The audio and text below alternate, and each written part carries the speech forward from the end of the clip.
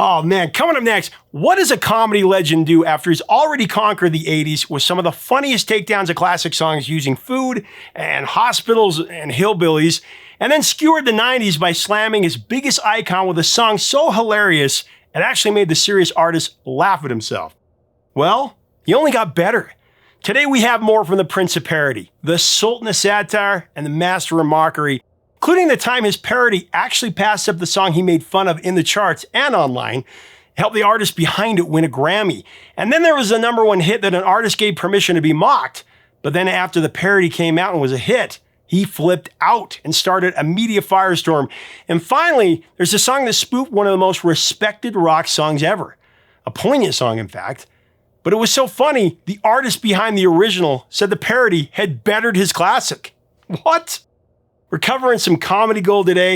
You might want to grab your accordion, throw on a loud Hawaiian shirt. It's about to get real because we're counting down Weird Al's greatest parodies of the last 30 years, including an appearance by the man himself, next on Professor of Rock. Hey music junkies, Professor of Rock, always here to celebrate the greatest artists and the greatest songs of all time. You know, if you ever created your own Weird Al style parody whenever you heard a new song come on, back in the day, you're going to dig this channel of deep musical nostalgia. Make sure to subscribe below right now. I know you'll find something to like on this channel. Click the notification button. Also, check out our podcast on Apple and Spotify. I always used to do that. I'd hear a song and I'd come up with a Weird Al parody in my mind. I can't lie. I absolutely love Weird Al Yankovic. So it's no surprise that we've covered a lot of Weird Al on this channel through the years. I mean, we hit the 80s hard with the stories behind Eat It and Fat and Like a Surgeon. Other kids are starving in Japan, so eat it. Just eat it. 7 rolls because I'm fat, fat, fat. Come on, really fat. Hey, like a surgeon. We've also done episodes on the artists who rejected Weird Al's parody proposals. We've jumped into the 90s with the story of Smells Like Nirvana. And then last year, I had the privilege of sitting down with Al to dive into the first leg of his career. One of my favorite interviews I've done because I love Al and he's just just the nicest guy ever. Not only is the man a legend, but he's a class act. Just a genuinely kind human being. At the time, he was on a really tight schedule, but he was gracious enough to talk with me for over an hour in person. It was a lot of fun. So here's the thing. Al has had such a prolific career that even with an hour or an hour and 15 minutes, we barely scratched the surface. But by the time we were finished, we'd barely gotten out of the 80s. Smells Like Nirvana was what we ended on.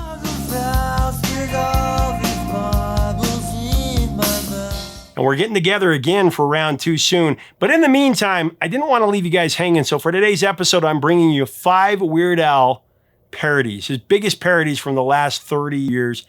There's so many great ones in between our top 5, so I'm going to sneak in some honorable mentions as well. We also have some parts of the interview that I haven't shared yet, so let's get into it. So we're going to start with an honorable mention, and our first honorable mention comes from the 90s, and actually Al's permanent record compilation. It's the Crash Test Dummies parody Headline News. Now, Al wrote Headline News especially for his permanent record compilation. The original song, of course, the provocative 1994 hit, or is that 4 ms or 3 ms? Here, Al breathes new life into some of the most overexposed news stories of the day. And it may seem dated, but a lot of these are coming back through Netflix documentaries. There was Tanya Harding and Nancy Kerrigan, that scandal, and the detachable King Missile-like tell Lorena Bobbitt.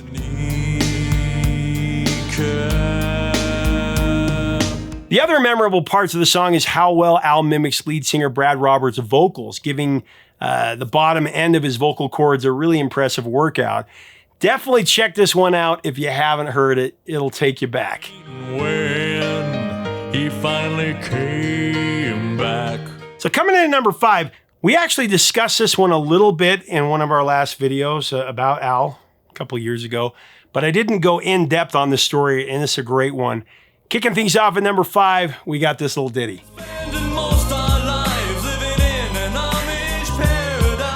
The cover is a not-so-subtle reference to the wild-haired rapper Coolio, the late Coolio, whose juggernaut Gangsta's Paradise took over the #1 spot for a long time in 1995.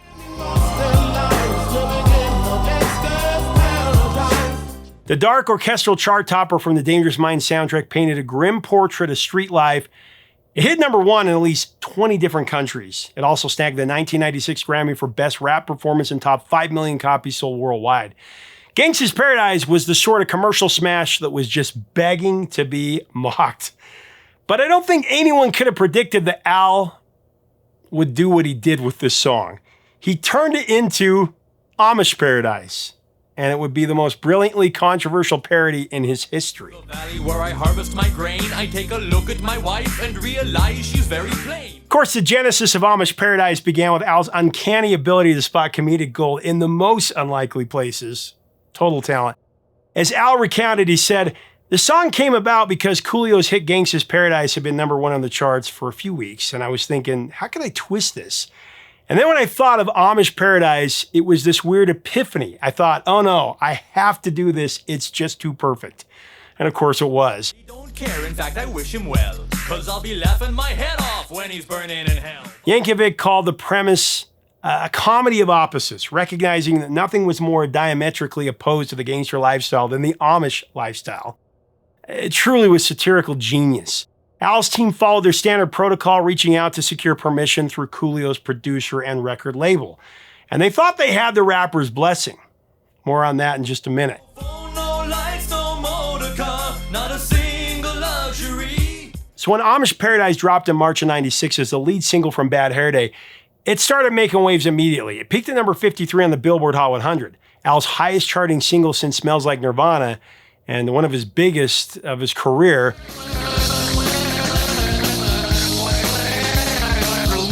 And the timing was absolutely perfect. Gangsta's Paradise was still dominating radio when Al's parody hit the airwaves, and it created this incredible cultural moment where both versions existed in the mainstream simultaneously.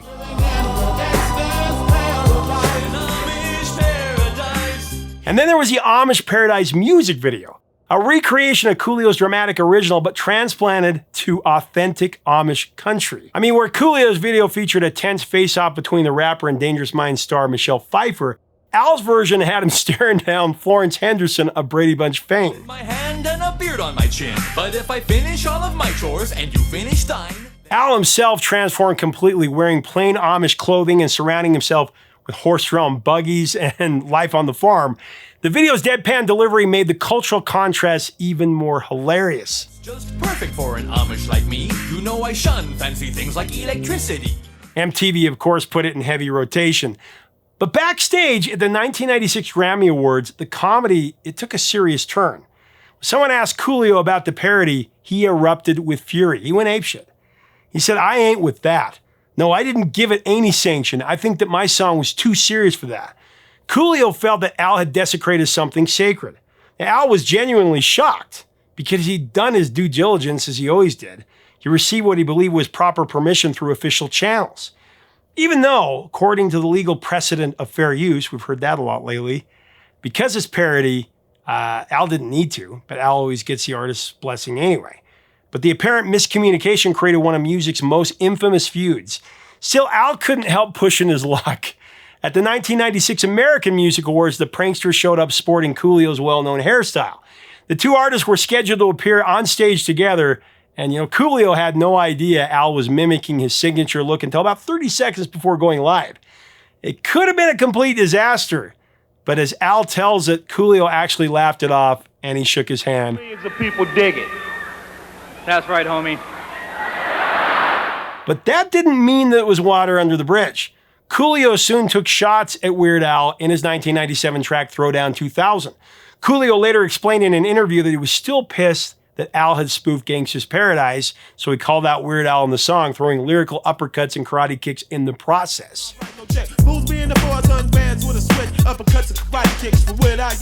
But time, has a way of healing old wounds, and Coolio eventually came around. Years later, he admitted that he had overreacted. He said, "I should have never been upset about that. I should have embraced it like everybody else did. I mean, Michael Jackson never got mad at him. Who was I to take the position that I took?" By 2014, Coolio called the whole controversy stupid, and he admitted the parody was funny as hell, and he finally recognized what we, the fans, had known all along, that it was brilliant. And rest in peace, Coolio.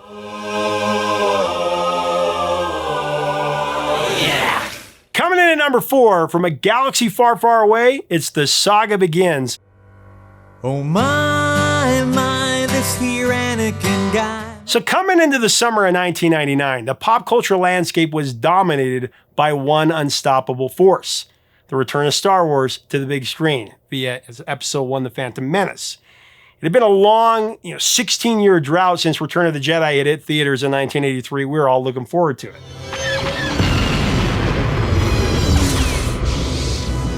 But while millions of us waited in anticipation, one comedic genius was already ahead of the trend, crafting what would become the ultimate preemptive strike in musical parody history.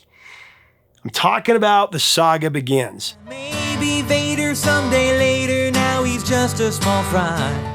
Now, the audacious plan began when Al secured permission from Don McLean to parody American Pie. Of course, the epic 8-minute folk masterpiece that chronicled the day the music died, a #1 smash, one of the most respected rock songs ever. I started singing bye bye Miss American Pie. But here's where Al's plan got risky. He actually wrote the majority of the Saga Begins before The Phantom Menace was even released, basing his entire narrative on promotional materials and internet chatter. Of course, this was back in 1999, the Wild West days of the internet, where Star Wars fanatics posted every rumor, every script leak without worry of legal repercussions. So Al dove headfirst into the digital treasure trove to craft his parody about that Anakin guy. But the risk, it was astronomical. I mean, if the spoilers were wrong, or if last-minute changes were made to the script or the movie, Al would have a completely useless song on his hands that was completely inaccurate. Just as Star Wars fever reached its peak, it would be a disaster. And then to make matters worse, Lucasfilm declined Al's request for an advanced screening. So Al paid out of his own pocket to attend a charity fundraiser pre-screening to verify his work. This moment of truth that could have been make or break for one of Al's most ambitious projects was here. But when Al finally saw The Phantom Menace, it was a magical moment. Turns out he had done such an accurate job with a storyline that he only had to make minor alterations to the song. In essence, Weird Al Yankovic had written a musical synopsis of a blockbuster film he had never seen, and he nailed it.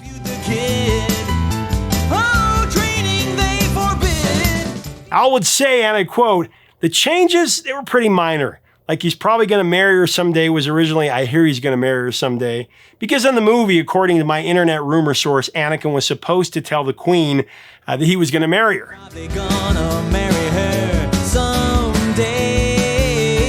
He went on to explain that he slightly changed the very beginning of the last verse for some reason, but overall, he was very pleased with how closely those internet rumors corresponded with the storyline of the finished film.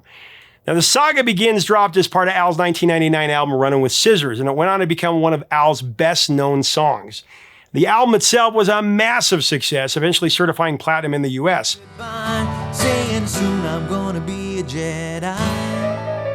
Most importantly, though, the Saga Begins became a cultural phenomenon among Star Wars fans, which was huge. The music video, that was pure Al brilliance, featuring him as an Obi-Wan Kenobi look-alike in Jedi robes. Every frame celebrates the Star Wars universe while poking fun, as Al is apt to do. It was our boy. Reportedly, George Lucas loved the song, and supposedly he smiled broadly when hearing it. But the ultimate validation, that came from Don McLean himself, who called Weird Al's American Pie spoof better than his original version. For the creator of one of rock's most revered anthems to praise a parody that completely reimagined his masterpiece shows just how perfectly Al captured the cultural significance of both American Pie and Star Wars. Fulfill that prophecy. The Saga Begins stands as Al's greatest gamble, and considering the stakes, maybe his most triumphant victory. In an era before social media spoilers and instant access to every plot detail, Al trusted the Force and the internet's collective obsession, and it guided him to comedic gold. Soon I'm gonna be a Jedi. Okay, for my number 3 pick, I got a bit of a twist. It's actually the song that started it all for Weird Al, My Bologona. Only this version was re-recorded for the 2022 Weird Al biopic parody, Weird, the Al Yankovic Story. Yeah, this is a full circle moment here. A callback to Al's legendary 1979 bathroom recording, the one that launched his career.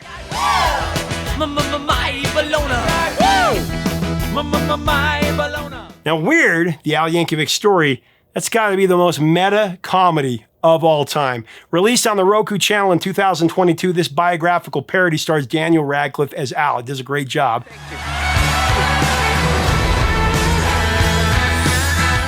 This movie explores every important facet of Weird Al's life. You know, like his meteoric rise to fame with his parody songs, to being ripped off by Michael Jackson, to his torrid love affair with Madonna and his famously depraved lifestyle. It even goes into all the behind-the-scenes drama that he's had with his band. Except none of this actually happened. Well, maybe the part about turning down Queen's invitation to play with them at Live Aid. I mean, that actually happened, right? Co-written by Al himself, the film, it's just like his music. It deliberately fabricates a sordid rock star mythology around the real-life, wholesome, accordion-playing comedy king. And I gotta tell you, I think it's brilliant. So funny. It never lets up. And key to the storyline is the scene where Daniel Radcliffe, quote-unquote, performs My Bologna with the gusto of a guy who just discovered his destiny. Oh, my little hungry one. I mean, the scene transforms Al's humble accordion and lunch meat origin story into Hollywood gold. Open up a package of My Bologna. The real story was beautifully mundane.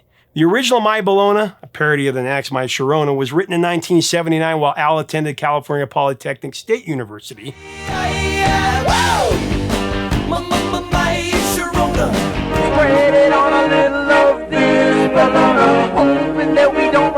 And this is what he told me about that session. Hungry one, open up a package of My Bologna.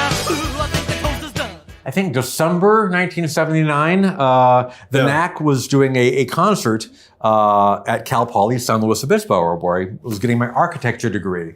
And that previous summer, I was doing the Weird Al show on the KCPR, the campus radio station.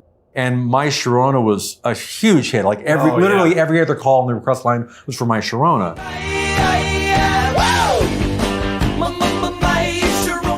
That was the reason that I decided to take my accordion across the hall into the manager's room and record my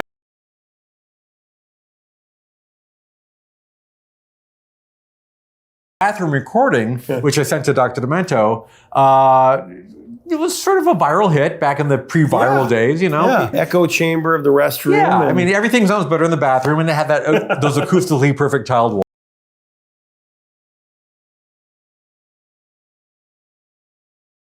An actual plaque next to that bathroom saying that this is the place where we recorded My Bologna. But yeah, so we recorded that, and it became a hit on the Demento show. And then a few months later, the Knack came to Cal Poly, did their show, and I didn't have backstage passes or whatever, but somehow I weaseled my way backstage because I wanted to meet the band. And I somehow got up next to Doug Feiger and said, "Hey, Doug, hi, I'm, Al Yankovic. I did My Bologna." And he's like, "Oh, you're the My Bologna guy." And he turns to the guy to his immediate right and says, "This is the guy that did My Bologna. You should put him out on Capitol Records." He was talking to Rupert Perry, the vice president of Capitol Records, who just randomly happened to be at this show. And he said, "Oh, all right." And I kept, for weeks after that, I kept following up like, "So you said you were going to do a record, right?" And they finally did. And of course, for them, it was a big joke. It was a goof.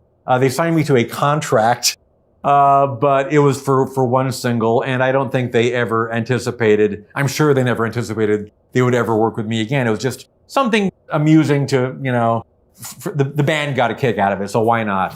Yeah. But it kind of really changed my look on life because I was getting escorted around the Capitol Records Tower in Hollywood. People were showing me off as like our newest recording artist. All the secretaries like, "Oh, nice to meet you." And I was seeing all these, gold albums and the Beatles everywhere. And I was thinking like, gosh, this is more fun than being an architect. Maybe I should think about this. Yeah, I mean, you were in architecture school at the time. Yeah, I was just about to graduate. I did get my degree, but I can't say that I've really used it a whole lot.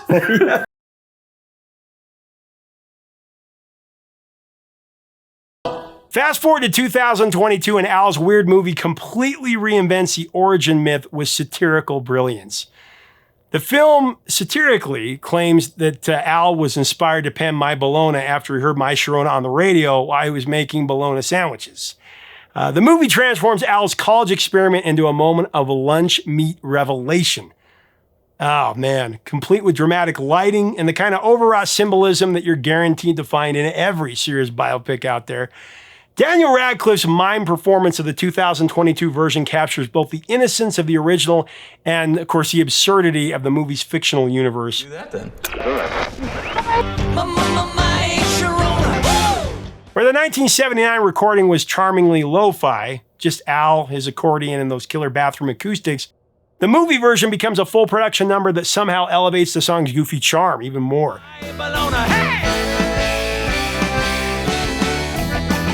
It's the same Bologna obsession, but with Hollywood production values and a Harry Potter singing about processed meat. You gotta love this. My Bologna was the song that started it all, a simple parody that proved Al could transform any hit into something uniquely his own and make us all laugh our heads off.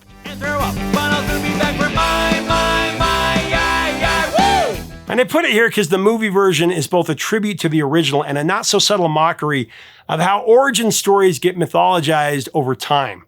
This 2022 version also reminds us that Al's greatest parody might just be his own life story.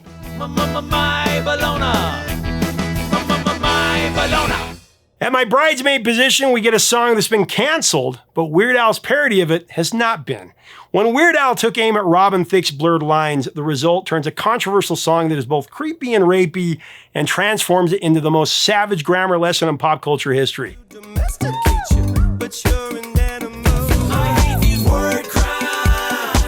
Only Al can save a canceled, creepy song.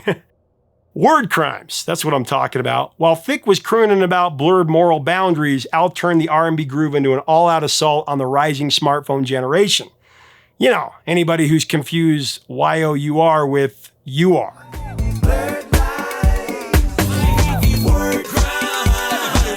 Word crimes, that took the original ripoff of Marvin Gaye's Got to Give It Up to an entirely new level. An English lesson armed with a killer beat and zero patience for apostrophe abuse. For those who don't know, Robin Thicke and Pharrell Williams and their song Blurred Lines was sued by the Marvin Gaye estate, and a jury found them guilty of ripping off Gaye's classic hit Got to Give It Up. They had to pay damages of $7.4 million.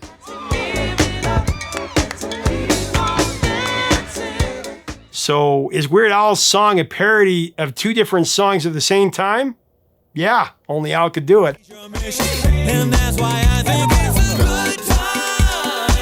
The timing couldn't have been more perfect for Al's linguistic crusade. By 2014, the digital landscape was flooded with grammatical disasters. Text speak was overrunning articulate communication. Autocorrect was creating hilarious fails, and comment sections everywhere looked like a punctuation war zone.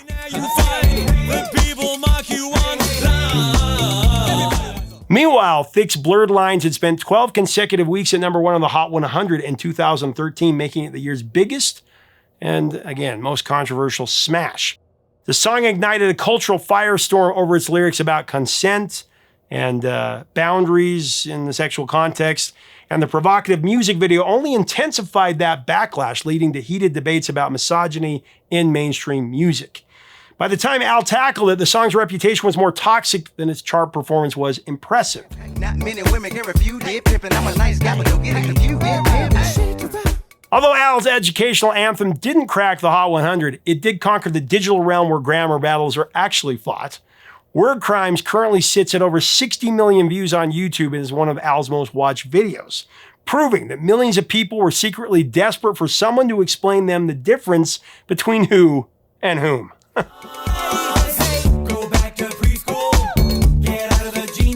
For the video, Al weaponized every grammar pet peeve into lyrical ammunition, turning apostrophe catastrophes into sing-along choruses as only Al can do. Lines like "learn to diagram a sentence" became rallying cries for word nerds everywhere, while his rant about literally being misused was a therapy session for literalists pushing to the brink.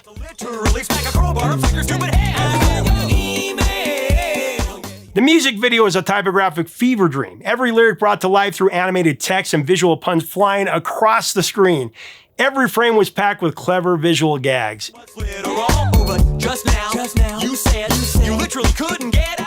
It's equal parts Schoolhouse Rocks and pop culture satire. In just a few minutes, Al turned society's collective annoyance at texting gone wrong into an unforgettable grammar crusade.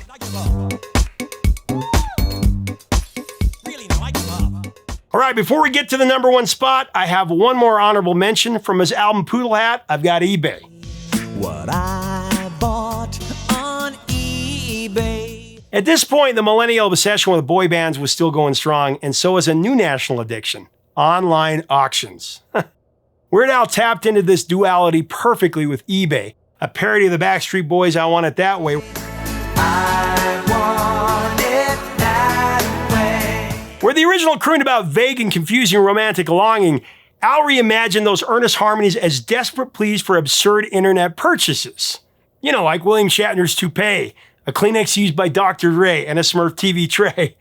The result was a hilariously relatable anthem for anyone who's ever stayed up all night bidding on junk that they just didn't need. Kleenex used by Dr. Dre.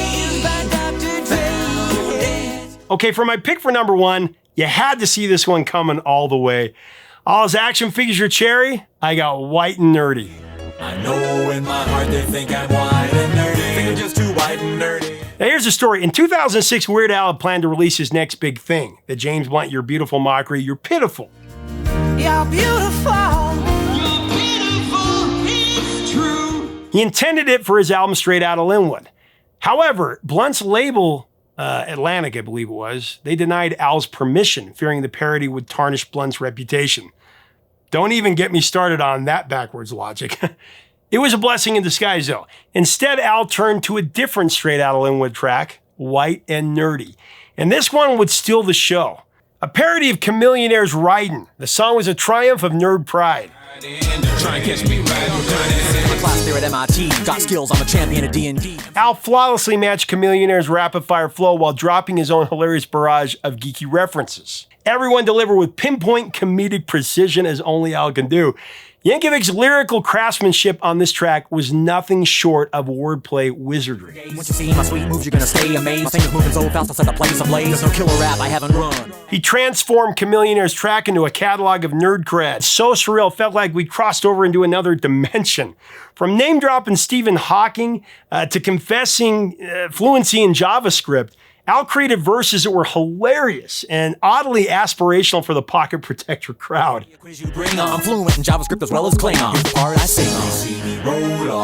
Al had spent years in the comedy wilderness after his early 2000s album failed to capture the spotlight. We're looking at you, Eminem. Use your mind watching TV. They told me, but I still tune in every show. But with White and Nerdy, Al tapped into the evolving zeitgeist. Now the track peaked at #9 on the Hot 100. Weird Al's highest charting single ever, better than Eat It. The song also dominated the digital realm, becoming one of the most watched music videos of early YouTube with millions and millions of views. My ergonomic keyboard never leaves me bored. Shopping online for deals on some writable media. I edit Wikipedia. Speaking of, the music video became an instant classic, as most of Al's videos do, featuring Al in full new regalia, thick glasses, pink polo, and yes, that freaky bubble wrap. And the video, it was jam-packed with cameos. Said Al, and I quote, "That's Donny Osmond dancing behind me. Seth Green is the guy obsessed with action figures." He's basically playing himself. All of my action figures are cherry. Stephen Hawking's in my library. My MySpace page is all totally pimped out. Judy Tenuta is the woman on the couch who graciously accepts my gift of a surge protector. And the two gangsters in the car at the beginning of the videos are Keegan-Michael Kay and Jordan Peele from Mad TV, who, of course, went on to bigger and better things. And of course, there are 18 MySpace friends that I cast as extras. End of quote.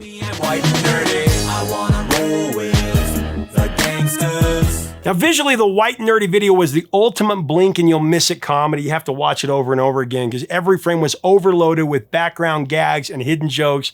You know, from Al obsessively checking eBay listings for a mint condition comic book to alphabetizing his DVDs by director, of course.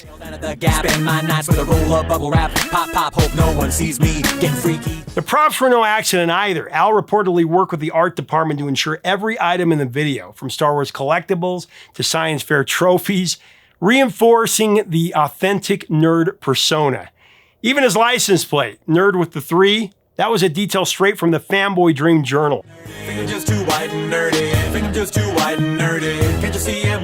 And while Chameleonaire's original video was a gritty ride through street culture, Al's version was a bumper car tour of suburbia, complete with a menacing Segway cruise. It was parody at its sharpest. Like a nigga the back streets, wonder about the 6 pounds of the Oh, in my heart they think I'm white and nerdy. I mean, what made White and Nerdy culturally seismic was its timing with the great nerd uprising of the mid-2000s. You know, Comic-Con was growing into a pop culture colossus. The Big Bang Theory would soon make geek chic mainstream, and tech entrepreneurs were becoming the new rock stars. Unless you're talking to Billy Idol. That's as ridiculous as rock stars being corporate types. Al was once again ahead of his time with a parody that celebrated it all, giving millions of glasses-wearing introverts permission to embrace their inner dweeb. And in the end, it's Al's biggest song of all time. Man. Or do I like Picard? Spend every weekend at the Renaissance Fair. Got my name on my underwear. Later, when Chameleonaire accepted the Grammy for Best Rap Performance by a Duo or Group in 2007, he gave an unexpected shout-out, Weird Al Yankovic. When White and Nerdy went viral, it introduced Ryden to new audiences who might have otherwise missed it. Chameleonaire later said that when someone like Weird Al parodies your track, you've officially made it. And that the parody was better than his original, just like Don McLean. In fact, White and Nerdy outpaced the song it parodied on the Billboard charts in a lot of categories. It actually leapfrogged over it. And there you have it, White and Nerdy. It's gotta be number one. Do vector calculus just for fun. I ain't got a gap, but I got a soldering gun. Happy Days is my favorite theme song.